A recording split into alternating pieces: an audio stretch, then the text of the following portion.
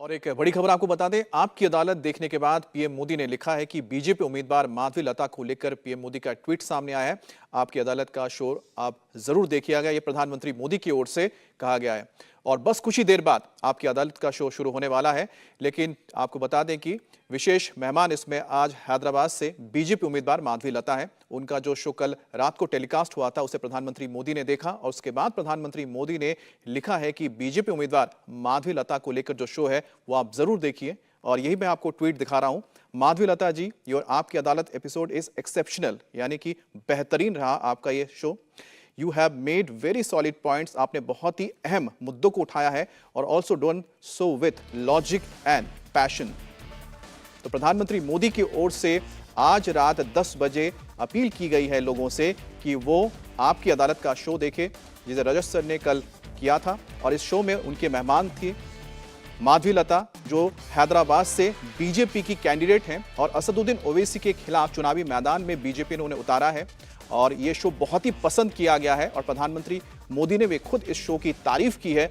और एक्सपोस्ट पर प्रधानमंत्री मोदी ने इसे लोगों से अपील की है कि इसको जरूर देखें और इसमें तारीफ की है माधवी लता की कि उन्होंने इस शो में अपने मुद्दों को, अपने पॉइंट्स को बखूबी उठाया है और बहुत ही लॉजिक के साथ उन्होंने अपने मुद्दों को सामने रखा है। और जनता के वकील रजत शर्मा के जो सवाल थे, तीखे सवाल थे, उसका जवाब बेहतरीन ढंग से दिया है। और इसीलिए प्रधानमंत्री मोदी ने इस ट्वीट के जरिए अपील की है कि लोग इस शो को जरूर देखें।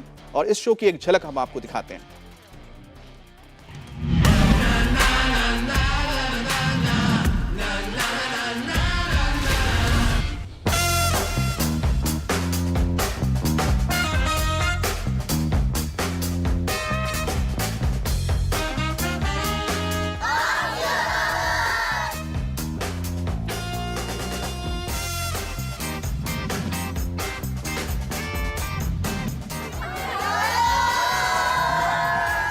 अदालत it's like every household show, हर कोई देखता है, father mother everybody enjoys it. काफ़ी एंटरटेनिंग भी है एंड इन्फॉर्मेटिव भी है। सबसे अच्छी बात यह है कि हमारी न्यू जनरेशन को काफ़ी ज़्यादा अच्छा लग रहा है।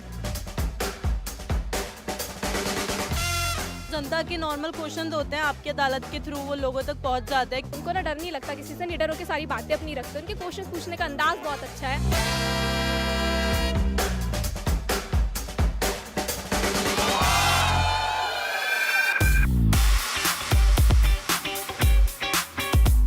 अदालत is one of the biggest and best show off India. आज सामने से देखना इतनी बड़ी बात है मेरे लिए, मतलब बहुत मजा आने वाला है। आज हमें इसलिए खुशी हो रही है कि अब हम इसको लाइव देखने जा रहे हैं।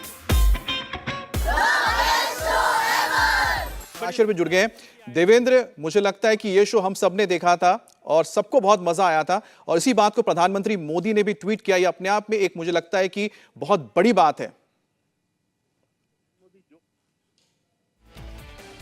देवेंद्र, आपको आवाज मिल रही है? इसी चीज को अपने अदालत वाले शो में बताया है कि प्रधानमंत्री नरेंद्र मोदी अगर सबका साथ सबका विकास चाहते हैं, प्रधानमंत्री नरेंद्र मोदी अगर ये चाहते हैं कि मुसलमानों, खास तौर पर उसमें पसमानदा या फिर जो मुसलमानों में जो महिलाएं हैं उनका डेवलपमेंट किस प्रकार से होना चाहिए और उनके लिए उनकी सरकार ने अब तक क्या किया है, आगे का विजन क्या है, इन सारी चीजों को माधवी लता ने बहुत बेहतर तरीके से रहा है। और हैदराबाद जैसी कंस्टिट्यूंसी में जहां वो उम्मीदवार हैं, समझा जा सकता है कि इसका कितना महत्व है। क्योंकि हैदराबाद को अगर आप देखें तो अभी भी वहां पे जो वोटिंग प्रतिशत होता है लगभग 29 से 30% ही वोटिंग प्रतिशत रहता है। समझा जा सकता है कि वहां की जो बड़ी आबादी है, लगभग 70% आबादी, वो उस वोटिंग पैटर्न से दूर है। डेवलपमेंट के नाम पे आपको बहुत सारी खामियां नजर आएंगी। इस बात को माधवी लता ने बताया कि किस प्रकार से ये जरूरी है कि वहां के लोगों को भी वही सुविधाएं, वही अधिकार मिले जो कि देश में बाकी दूसरे जगहों पे है। तो आपकी अदालत शो, जो कि इसमें कोई शक ही नहीं है कि आप देश नहीं बल्कि दुनिया के सबसे बेहतरीन टॉक शो में जो गिना जाता है, उस कार्यक्रम में आकर माधवी लता ने पीएम मोदी के विजन को इस प्रकार से रखा।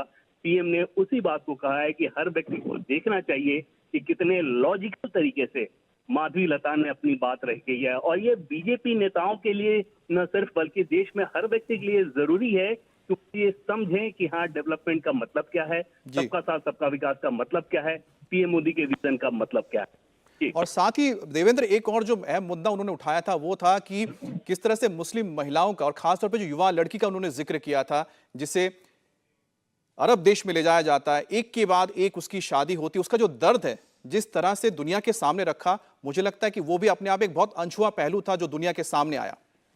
देखिए वो दर तो की बात आप देखें तो वैसे कई सारे केसेस आते हैं, लेकिन हैरानी इस बात को लेकर होती है कि उस पर सियासत जो है वहाँ की वो एक तरह से चुप्पी साधे रहती है। कभी आपने असदुद्दीन ओवैसी को मसले को उठाते हुए वैसे नहीं देखा होगा, कभी केसीआर को उठाते हुए नहीं देखा होगा, अभी जो मौजूदा मुख्यमंत्री है तेलंगाना के रेवंत रेड्डी, कभी आपको उस मसले को उठाते हुए नहीं देखा होगा। दूसरी तरफ माधवी लता, जो कि पॉलिटिक्स से इनका पहले कोई दूर दूर तक लेना देना नहीं, और जैसा कि खुद ही उन्होंने कार्यक्रम में बताया कि पीएम मोदी से तो वो मिली तक नहीं थी, और उस सोशल वर्कर को बैकग्राउंड को देखते हुए जो काम उन्होंने किया है वहाँ पे, वहाँ के लोगों के बीच एज ए सोशल वर्कर, उसको देखते हुए पीएम मोदी ने यह फैसला किया था और बीजेपी की केंद्रीय चुनाव समिति ने यह फैसला किया कि इनको उम्मीदवार बनाना चाहिए। सिर्फ वो उम्मीदवारी नहीं है, बल्कि वो मैसेज है कि डेवलपमेंट का विजन पीएम मोदी का जो है उसे ग्राउंड पे वो किस तरीके से उतरवाना चाहते हैं। और माधवी लता के पूरे शो को अगर देखें आपकी अदालत में, तो एक एक बात पे, चाहे विचारधारा को लेकर है, पार्टी की विचारधारा को लेकर है, पीएम के विजन को लेकर है, सरकार के कार्यक्रमों को लेकर है, या फिर हैदराबाद के लोगों को दर्द को लेकर है, सब कुछ वो किस बहुत बेबाकी के साथ और बहुत तार्किक तरीके से उन्होंने ये बताया है।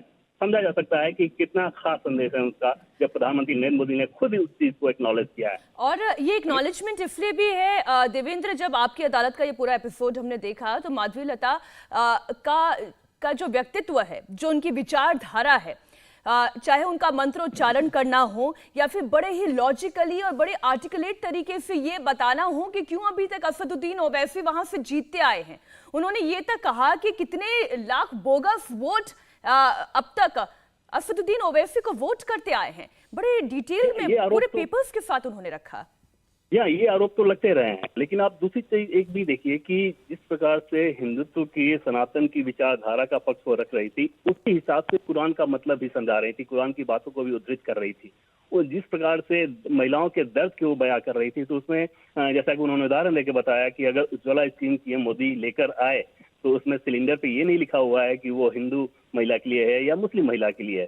तो ओवरऑल जो विजन होना चाहिए, जिस बात को लेकर वो बार बार कार्यक्रम में भी दोहराते नजर आई कि कहीं से ऐसा नहीं है कि असदुद्दीन ओवैसी की विचारधारा के अगेंस्ट वो दूसरी कट्टर विचारधारा लेकर आई हूँ, बल्कि उन्होंने बताया कि अगर असदुद्दीन ओवैसी की लाइन पे भी वो भी चलें तो फिर उनमें और ओवैसी में फर्क क्या रह जाएगा। तो ओवरऑल पीएम मोदी के सबका साथ सबका विकास का जो विजन था, उस विजन को इस इंटरव्यू में माधवी लता दिखाते नजर आई। अच्छा देवेंद्र, सबसे हैरानी की जो बात उसमें नजर आई कि उन्हें मालूम ही नहीं था कि वो उम्मीदवार बन सकती है। आखिरकार बीजेपी में ये जो चयन प्रक्रिया होती है, ये अपने आप में एक बहुत बड़ी बात लोगों को जानने को मिली कि उसमें लोगों का काम देखा जाता है, काबिलियत देखी जाती है, ना कि पीछे कोई बैकग्राउंड देखा जाता है कि आप किस परिवार से आते हैं या कि क्या रसूख है आपका।